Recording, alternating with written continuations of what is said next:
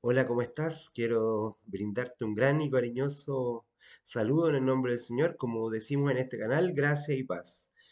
Estamos en una serie de temas muy interesantes que tienen que ver cómo el Señor Jesucristo hablaba hacia las personas. Y como bien hemos visto, Él utilizaba las parábolas para poder transmitir un mensaje.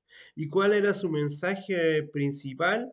Dar a conocer cuál era el reino de Dios, o cuáles son los fundamentos del reino de Dios, o qué es el reino de Dios. Y él, para hacerlo de una manera más cercana, más amable, eh, de una manera en la cual pueda darse de manera simple, de una manera cercana, lo hacía a través de las parábolas. El Señor Jesucristo habló de una serie de temas y esta parábola está centrada junto a otras dos parábolas más, son tres parábolas que están en un contexto en el cual sus discípulos querían conocer acerca de su venida gloriosa, su segunda venida.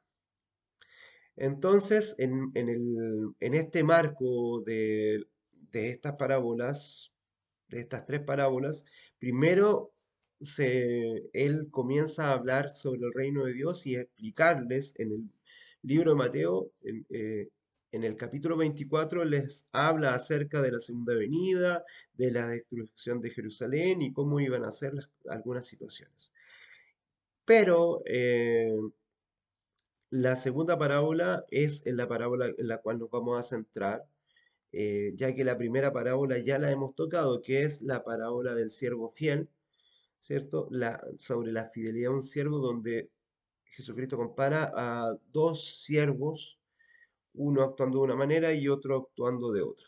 Entonces, en este momento vamos a hablar acerca de ello. Y como texto de introducción, quiero invitarte a que puedas leer en el libro de Mateo, en el Evangelio de Mateo, el, el primero de los libros del Nuevo Testamento, en el capítulo 25. Y el primer versículo de este libro dice lo siguiente: Entonces el reino de los cielos será semejante a 10 vírgenes que tomando sus lámparas salieron a recibir al novio o al esposo, como dicen otras versiones.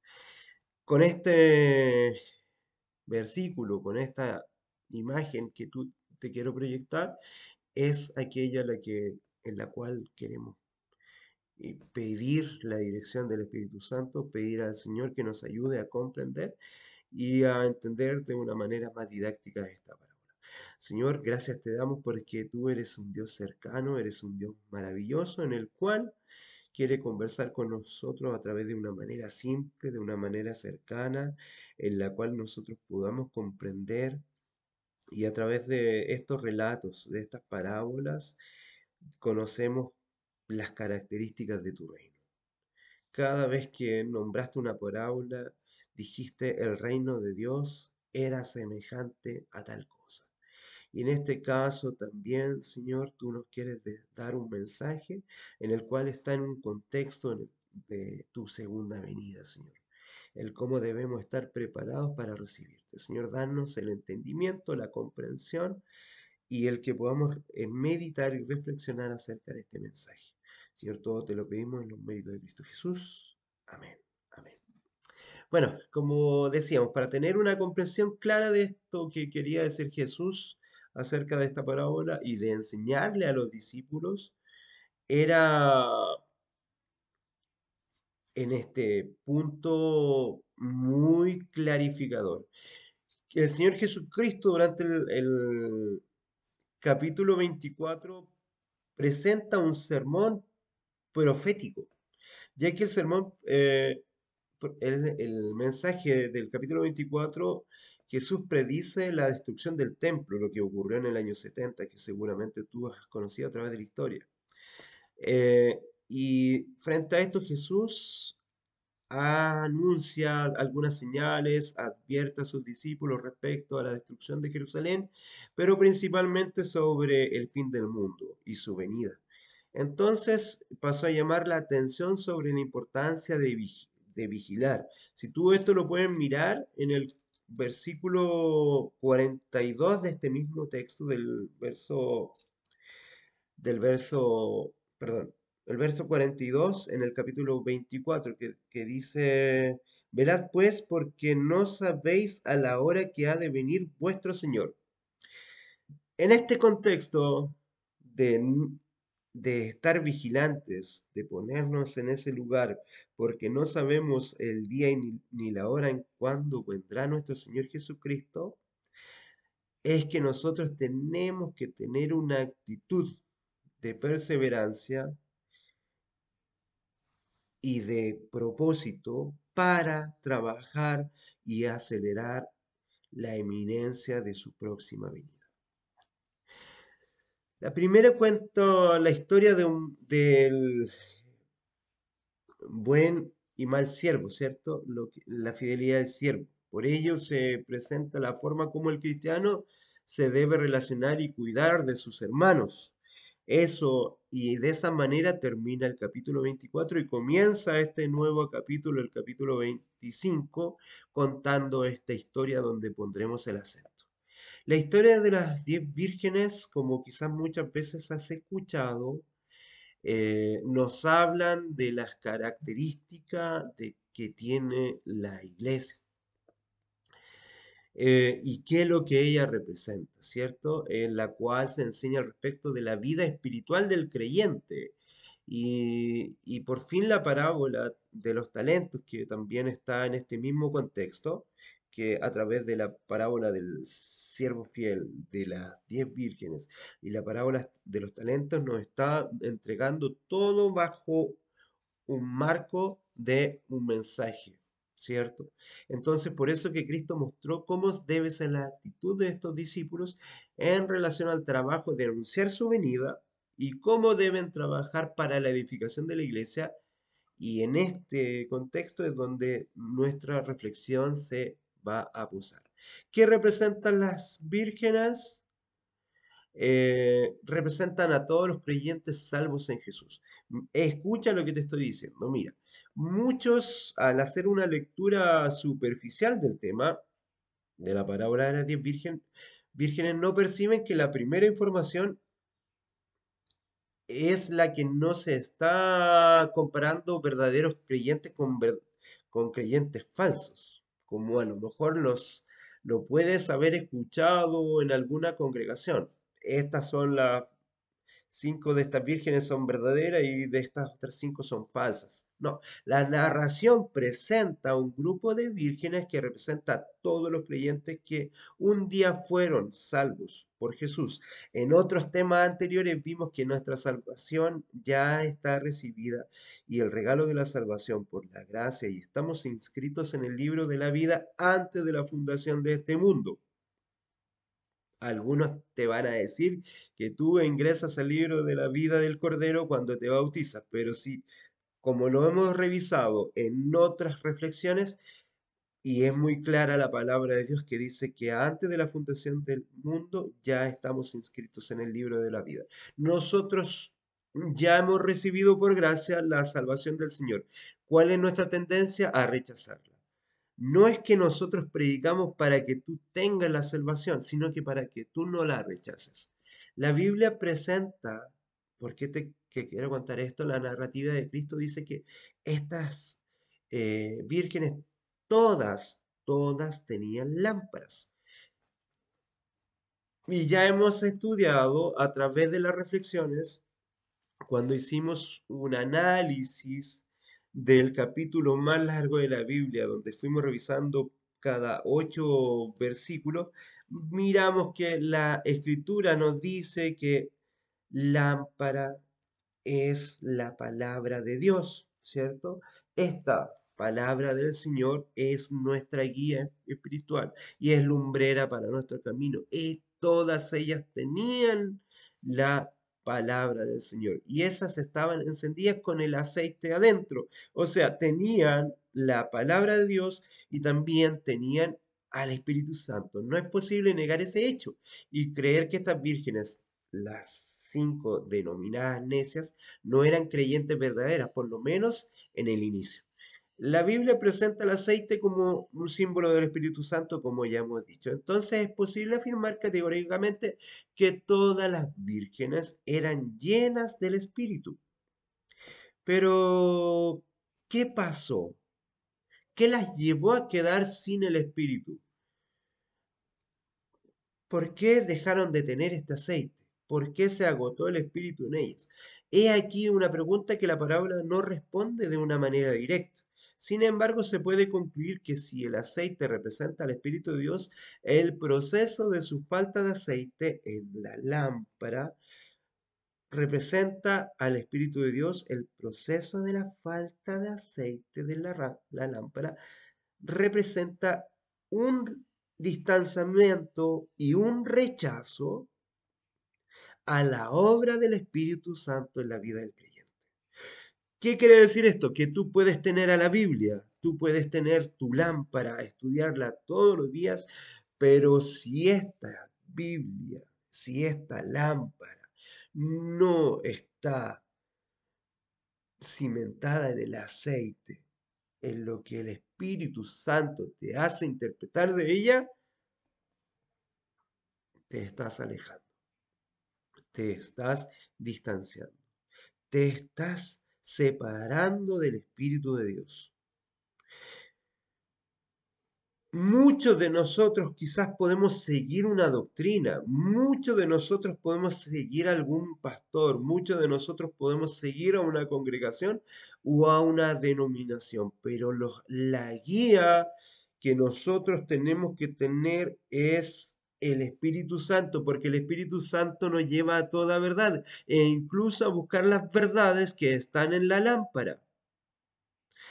Toda verdad que nosotros debemos buscar es las verdades que la Biblia nos está entregando y que la Biblia nos quiere presentar a través del Espíritu Santo, porque es el Espíritu de verdad que ni siquiera habla de sí mismo, sino que como ya hemos estudiado de manera anterior, nos habla de la verdad por sobre todas las cosas y la única verdad que es Jesucristo.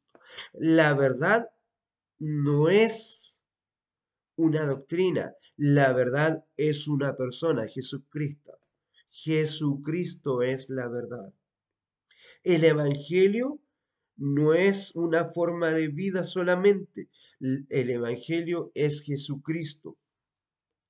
El sentido de tener una guía, de tener una lámpara, no es tener una serie de instrucciones a través de la palabra, es poder encontrarnos con el Espíritu de Dios, es poder encontrarnos con el Espíritu de Dios para que nos conduzca a la única verdad que es Jesucristo. Eso es lo que quiere hacer en tu vida la lámpara del Señor y no dejar este aceite que el Señor nos quiere regalar. Las escrituras dicen en Juan 16:8, que el Espíritu Santo convencerá al mundo de pecado, de justicia y del juicio. Así es posible decir que las vírgenes necias estaban siendo muy negligentes en esa obra, en sus vidas. Por un tiempo ellas vivieron respaldadas en la experiencia inicial que tuvieron con el Señor. Con todo, conforme al tiempo que pasó, no se preocuparon en mantener un cuidado y una relación con Dios por medio del estudio de la palabra, de la guía de la lámpara y de la oración. Y cuando vino una crisis, fueron encontradas, preparadas y estaban con las lámparas vacías. ¿Sabes qué? Cuando vino la crisis, cada una de estas vírgenes que representan a todos los cristianos, ¿cierto? Todas ellas vivieron la misma situación, todas ellas se quedaron dormidas, todas ellas se vieron con esta necesidad de buscar la lámpara. En el inicio de la parábola no hay una diferencia entre estas vírgenes. Eso muestra que la experiencia de todas era genuina. Todas, la experiencia de ellas era verdadera. La diferencia solo se fue manifestando con el pasar del tiempo porque hubo una tardanza del esposo. Sí, en este caso, si el novio no se hubiese trazado, quizás todas las vírgenes hubiesen entrado a las bodas. Eso deja claro que algo en la preparación para participar en las bodas hizo toda la diferencia entre unas y otras. Porque todas tenían la lámpara, todas tenían el aceite, pero con la tardanza del esposo y con el momento en que se quedaron dormidas, ahí estuvo la diferencia. Si el esposo hubiese llegado en el tiempo que ellas creían, porque no es que el esposo se haya tardado, que el novio haya estado en tardanza, sino que ellas en su impaciencia habían puesto, entre comillas, fechas o se habían imaginado que el esposo iba a llegar en algunos momentos y al no llegar volvieron a relajarse. Como la narrativa de este mensaje, de esta parábola, nos focaliza en el tiempo del fin, parece claro que el texto enseña que es necesario un contacto mucho más íntimo y cercano entre el creyente y el Espíritu de Dios, y no solo de una manera superficial.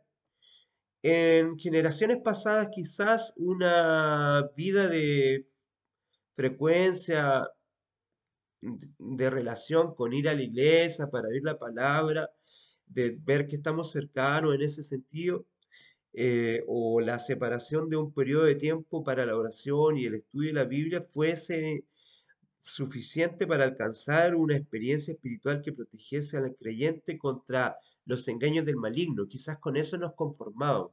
Pero hace muy poco vino una crisis, fue la pandemia.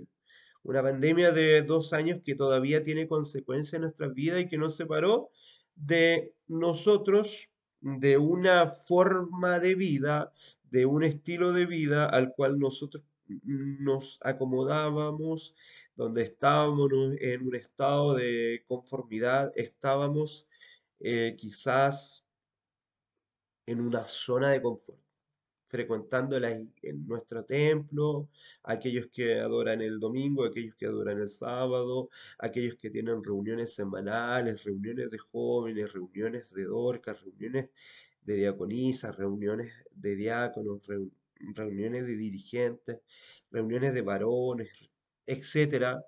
Eh, Estábamos en una rutina de adoración que pensábamos que esa era verdaderamente la vida cristiana, pero el Señor nos puso en jaque en un momento.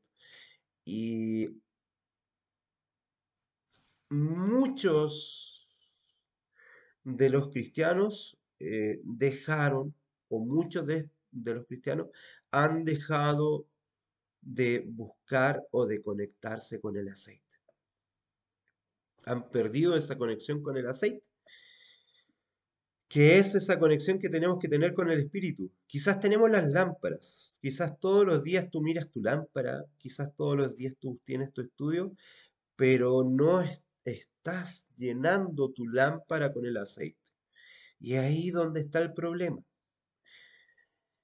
Pero por eso, hoy en día vivimos en una sociedad sin par. Quizás en este sentido comparable solamente con lo que ocurría en la sociedad antediluviana o lo que pasaba en Sodoma y Gomorra, todos los principios de moralidad y el respeto que existieron en el pasado están siendo cuestionados.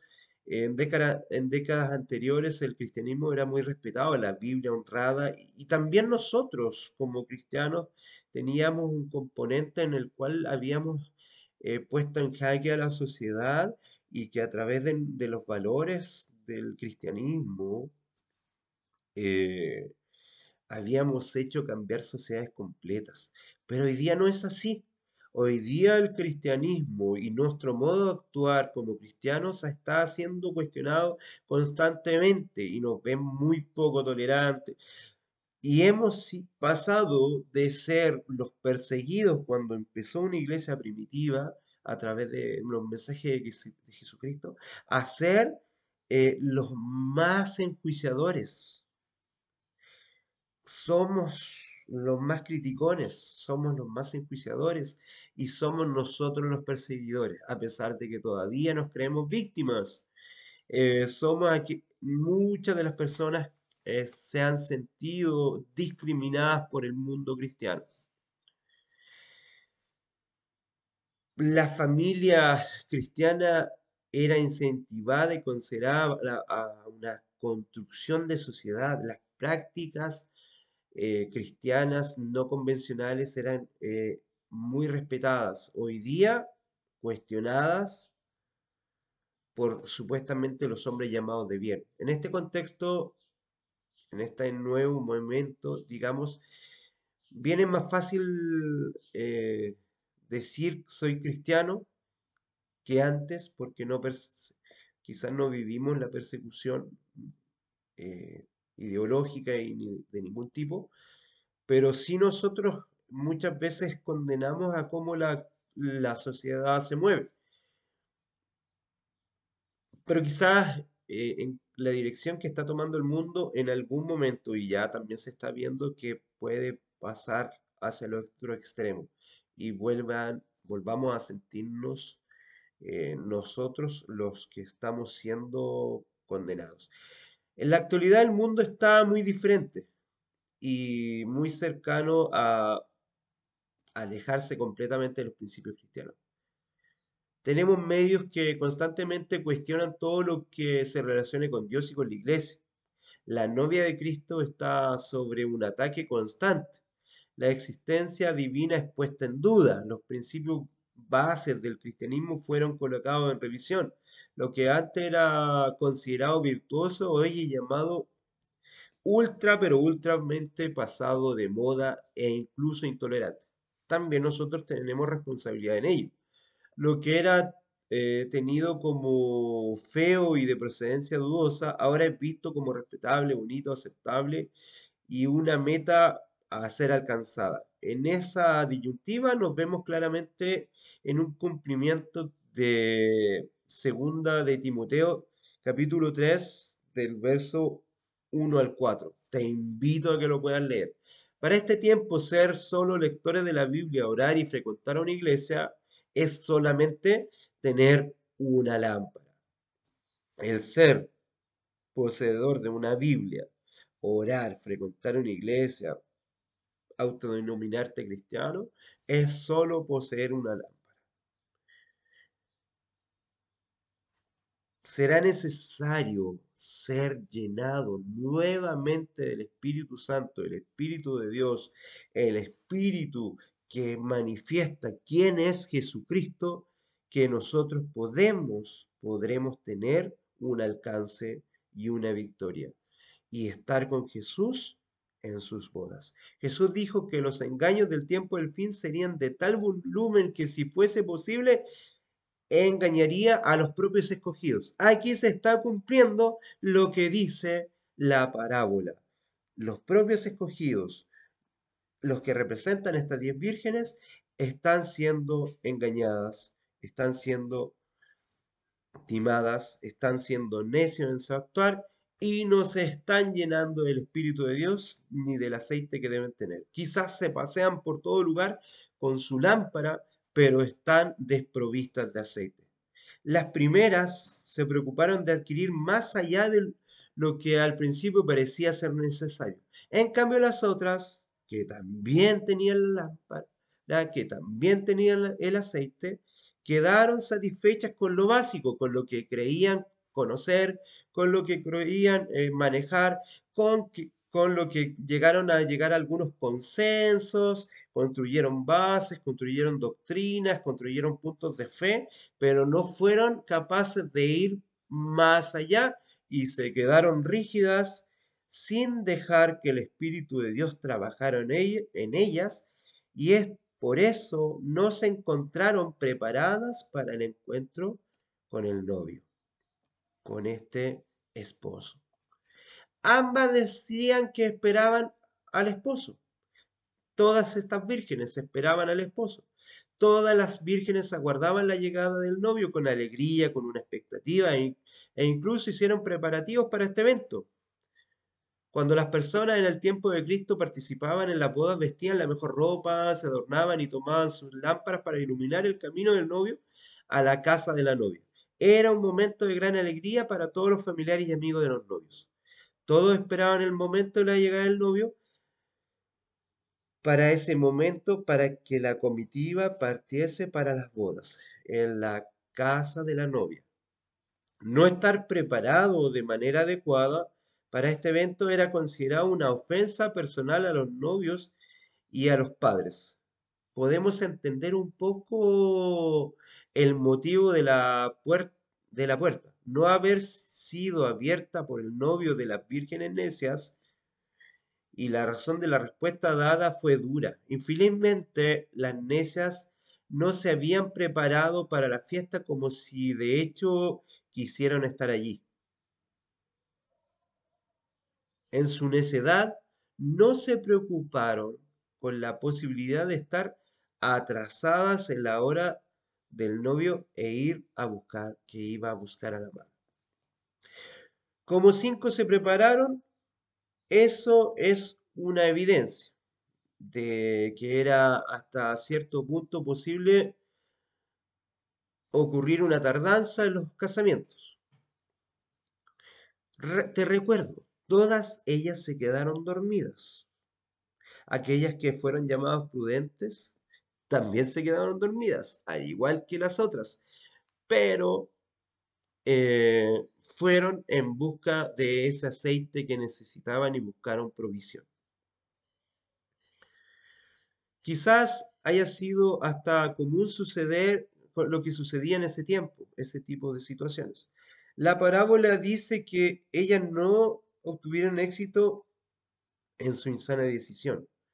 Su decisión demostró que no estaban realmente con el corazón puesto en la boda, en las bodas con el novio. Pues si, se, pues si de hecho hubiesen estado preparadas, habrían tenido el trabajo de cargar las vasijas de repuestos como hicieron las amigas.